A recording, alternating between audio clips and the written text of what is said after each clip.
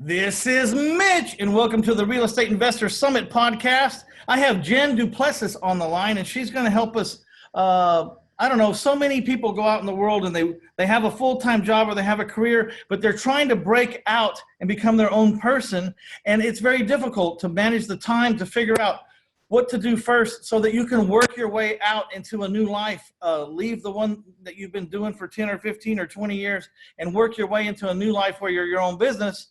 And I think that's very difficult for a lot of people. I think it's difficult for anyone. I had both things going for a long time, and I had to burn the candle at both ends.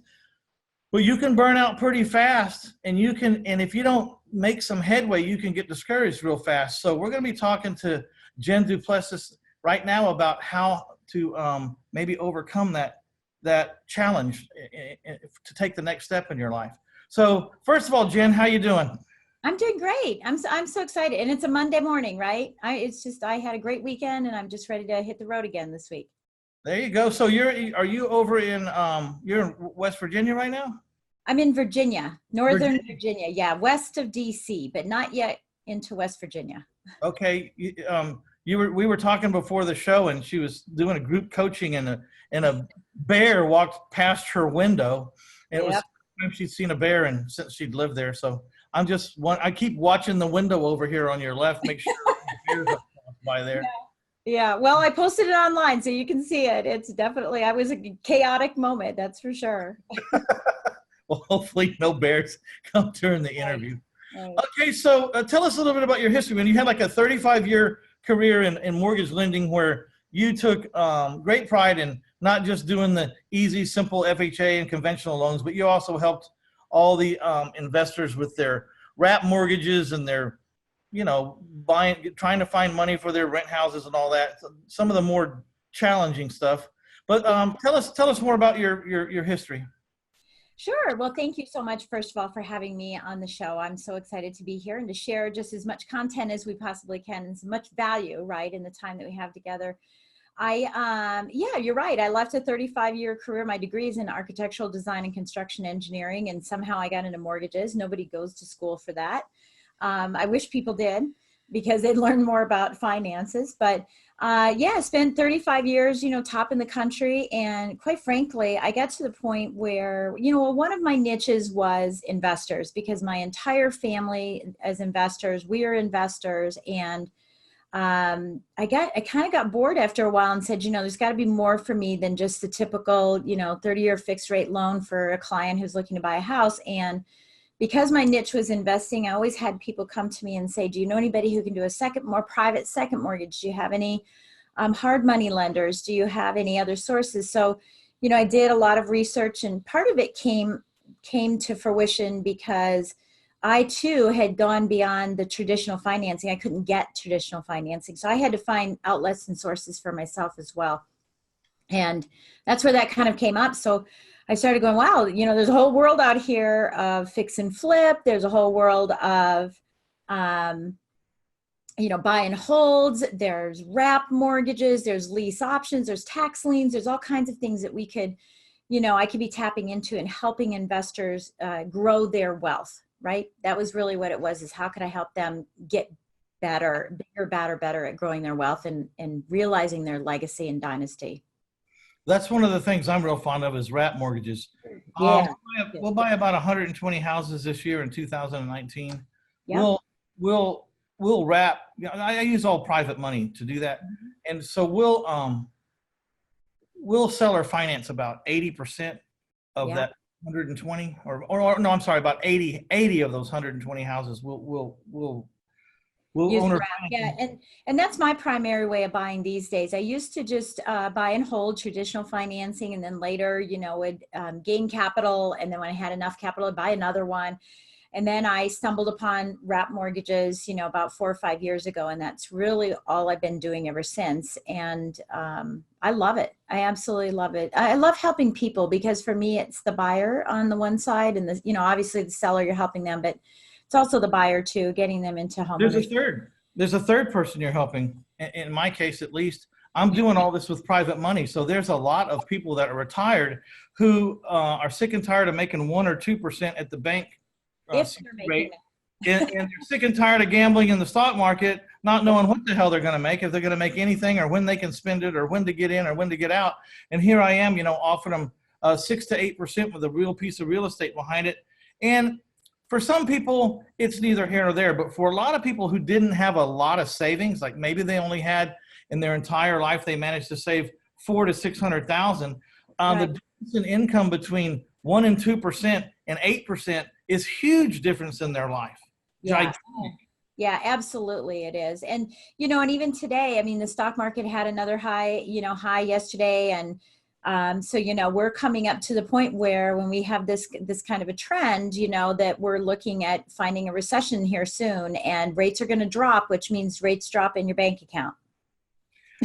Yeah, people tell me all the time, well, I make a lot better than 8% in the stock market. And I said, well, so you've taken your money out? And they said, no. And I said, well, then you haven't made anything. Any money. Talk to me about when you pull it out, because when you pull it out is critical. Right. It's like critical. A margin, right? It's like a margin. It's dream money until you actually, yeah, absolutely. All right. So let's say we have these people out there, and there's hundreds of thousands of them at least. Yeah. And they're dreaming of a better life. I mean, they have a job and they're doing okay, or maybe they're not even doing okay. I mean, eventually you just outgrow your job. And the longer you're with it, the less your job seems to accommodate you emotionally and financially in most cases. So, I mean, the way to, instead of begging for pay raises or hoping for pay raises, one of the things to do is just go out and start your own business. And then, if you pick the right business and you're dedicated enough and you get educated enough, maybe that business replaces your job and then more, and the sky's the limit for you. What's the average person that's coming to you and saying, help me?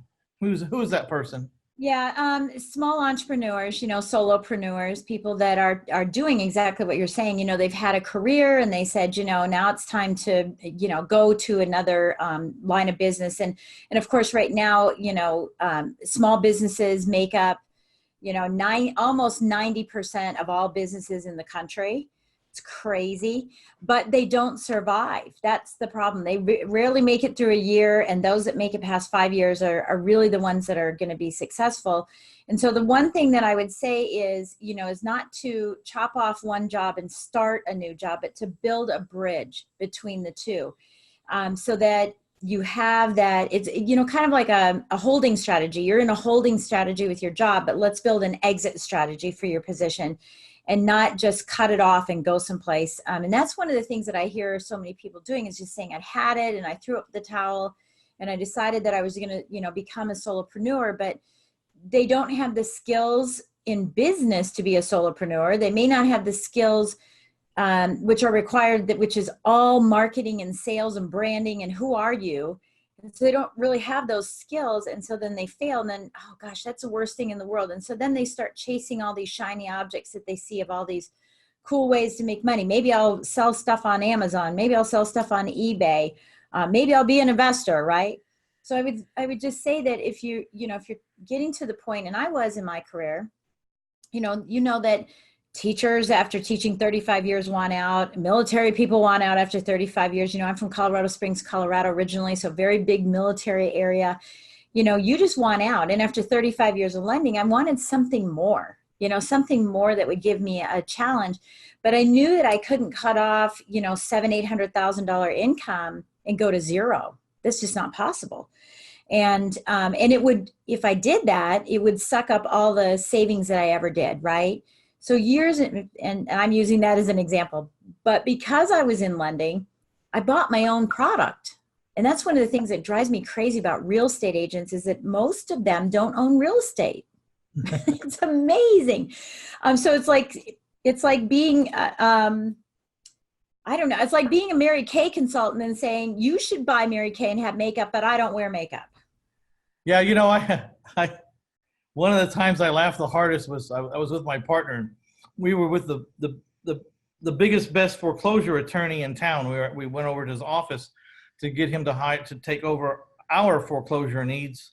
And we were talking to him. We asked him, well, how many properties do you own? I mean, certainly, you're in the foreclosure business. You must find all kinds of deals all the time. His answer was, no, I wouldn't touch the stuff. It's too litigious.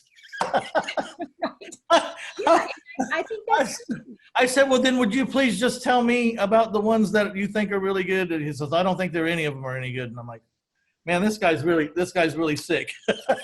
And you know, that's the thing is we find so many people that are like that.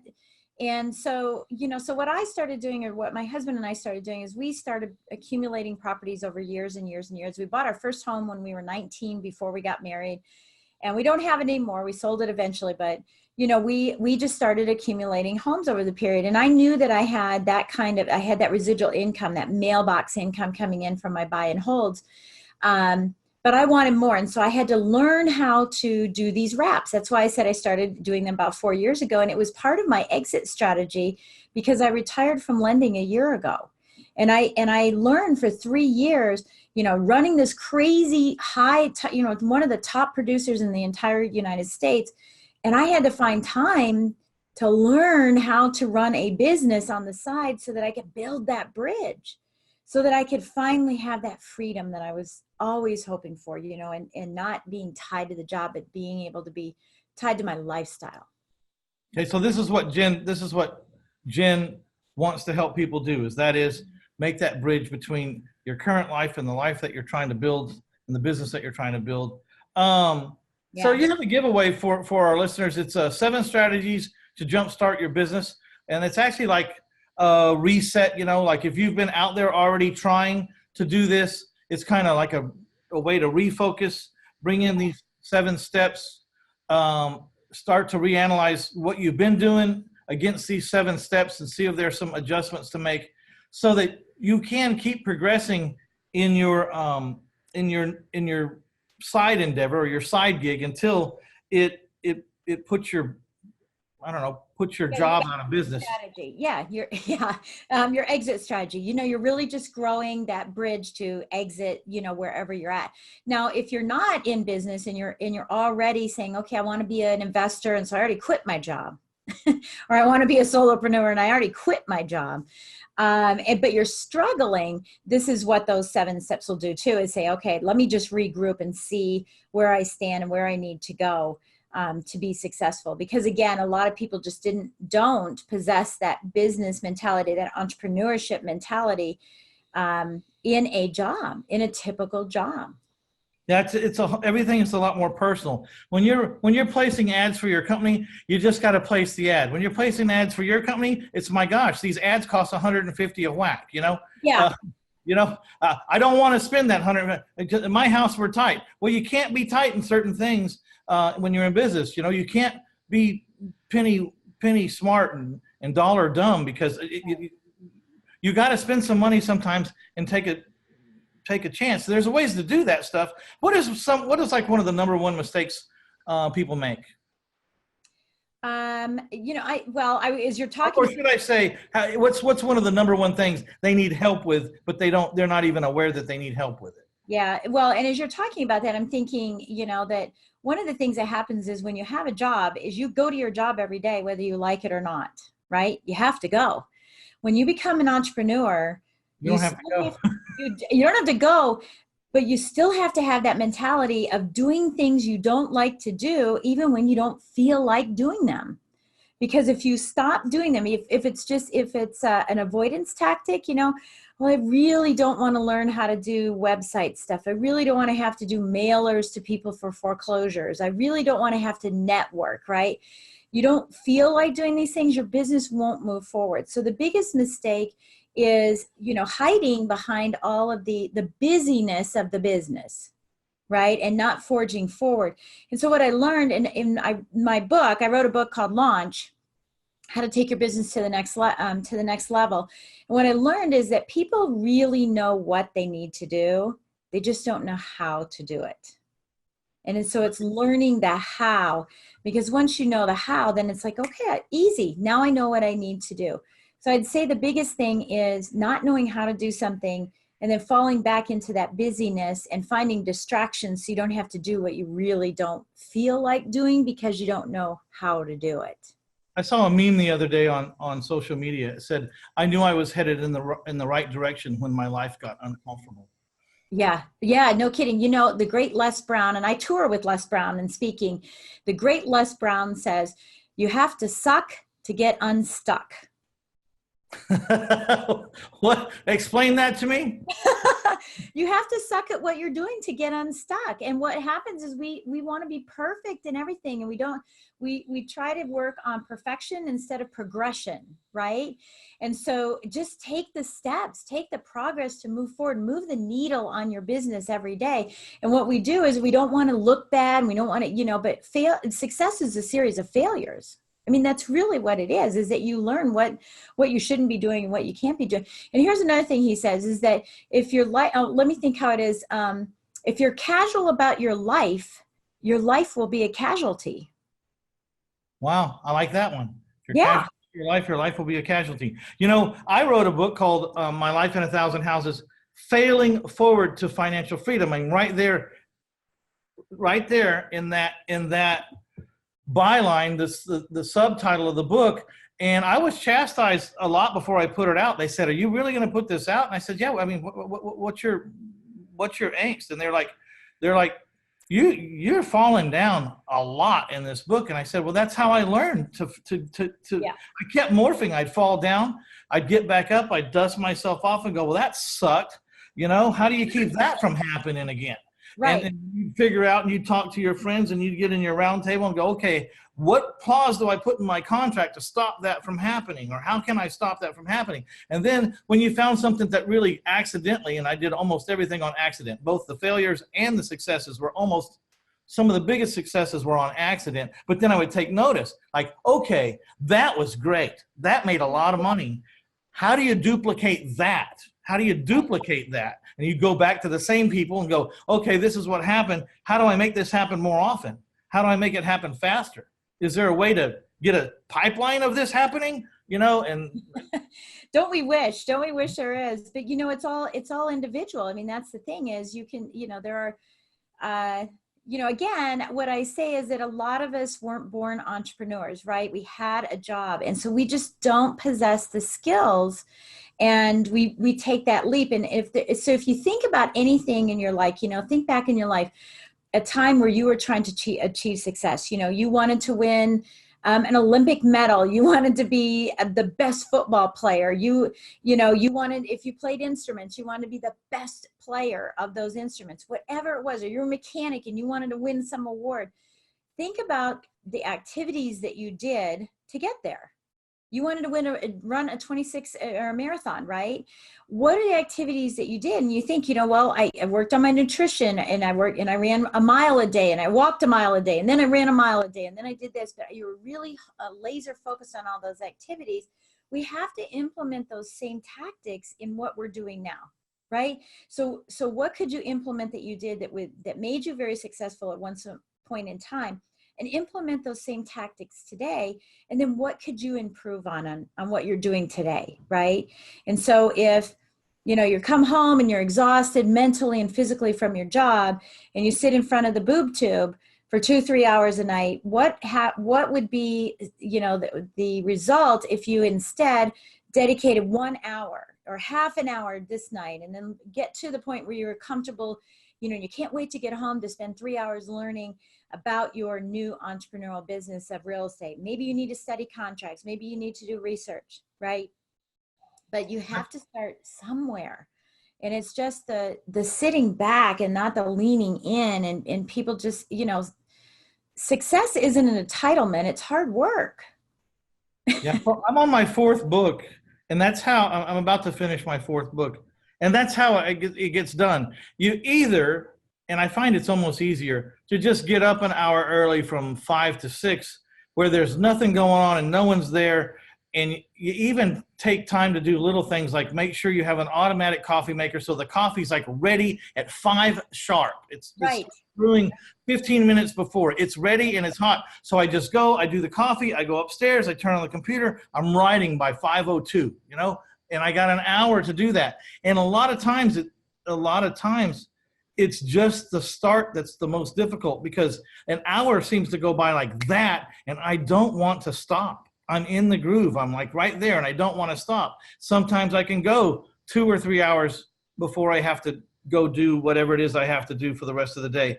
Yeah, interesting because if you think about shifting a car, you know, the RPMs on first gear, you know, it takes a lot of RPMs on first gear, but then when you make that shift, it's easier and easier and the RPMs are lower and all of a sudden you get into that groove. It's getting yourself into the groove. You know, it's funny. I wanted to call my book, Just Shut Up and Go Do It. Just shut up and go do it. And I wanted to strangle people. Yippity, yippity, yippity, I've been talking about it. And so, you know, I talk about that all the time on my podcast, which is stop talking, take action, get results. That's what it's about every day. Just stop yip-yapping about it. Get in there and get it done. If you want success that much, you have to really identify that passion, right? What are your core values? That's why I talk about in my coaching, how, you know, where you want to go. If that passion is big enough, you will not let anything stop you. But you have to identify that. I see a lot of, you know, I don't have a tremendous amount of students because that's not my style, and not, you know, to protect my lifestyle and not to have to sub it all out so that it's just generic. So I stay involved in it. So I take not, you know, I'm not a millhouse. And so a lot of what I see personally is people will spend way too much time picking out a logo, picking out a name, hell, just getting cards made, getting LLC set up, getting websites done with it. Hell, just go buy a house. Just go buy one. I mean, you know, it'll be a lot easier when you buy one or two, because when you sell them, you're going to make $10,000, $15,000, $20,000, and then you can pay someone to go do all this stuff.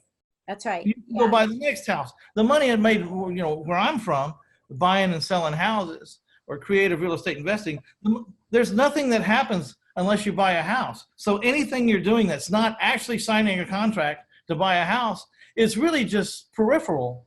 And those are the things we want to sub out. The other thing is delegation's probably sometimes the hardest for people. They're so used to being so tight. And so I can do it myself. I can do it myself. I can do it myself. You got to kind of unwind people sometimes and say, look, there's too many hats to wear as a solopreneur, no matter what business you're in. There's too many hats to wear. So the first thing you can get off your plate is bookkeeping. The second thing you can get off your plate is collections. I mean, there are things out there that are real easy to just make a couple of phone calls and find the right person and get them to set up, and get as many things off your plate as possible right up front, and the low-hanging things. And then as you get when you have a little success and you get a little more knowledge about your business, start trying to find the things, the bigger chunks that you think that only you can do. I used to think only I could buy houses and only I could sell them. I had a business that was just not really systematizable, which was the dumbest sales job a guy ever did on himself, was to tell him. I mean, they push BMWs and airplanes out the back end of the plant every 30 seconds or something like that. It's certainly more complicated to build a BMW luxury vehicle than it is to buy it and sell a house. So I call that finder, minder, grinder. You know, in my book, I talk about that, you know, is that you are acting in the capacity as a solopreneur, as an entrepreneur, right, as a business person, in three different categories. You're either finding, or you're minding the business, or you're grinding it out, right? And you can't be finding, minding, grinding the same all day long, because it's like laundry, right? If you take laundry out of the dryer, it's in a big pile, right? And the reason we fold it and we put it in compartmentalized piles is because it's more efficient. We don't take something out, fold it, and go and put it away and come all the way back and fold it and come all the way back. And that's what happens when entrepreneurs start getting their day, letting other people control their day. I call it the driving Miss Daisy syndrome, because you had every intent of being in control, and then something happens and you sit in the back seat all day long and you just let things come at you. And so, you know, spend your time finding. That's what you were talking about, getting contracts. And yes, then spend your time minding that. You have to fill it out. You have to scan it. You have to get in touch with the title company. You have to do your home inspection. You have to do your follow-up, right? Minding the business. And then there's the grinding, all that admin and sales. I mean, not sales, but putting together your marketing pieces and things like that. But your actual mouth talking, that's your finding time. That's out there talking to sellers and talking to buyers and talking to investors for you, and talking to other investors and networking and finding out who they can help you. But compartmentalize that time, because once you're in a compartment of finding, you find faster. Like you said, hours go by really quick. Then put that aside. Then go in minding, and you'll get through it. If you have to scan contracts, you'll scan 20 at a time instead of go back over and scan again and go back over and do. And so I love what you're saying, because what you can do is you start outsourcing all your grinding, and then you start outsourcing all your minding, so that you can spend all your time what you love doing, which is finding.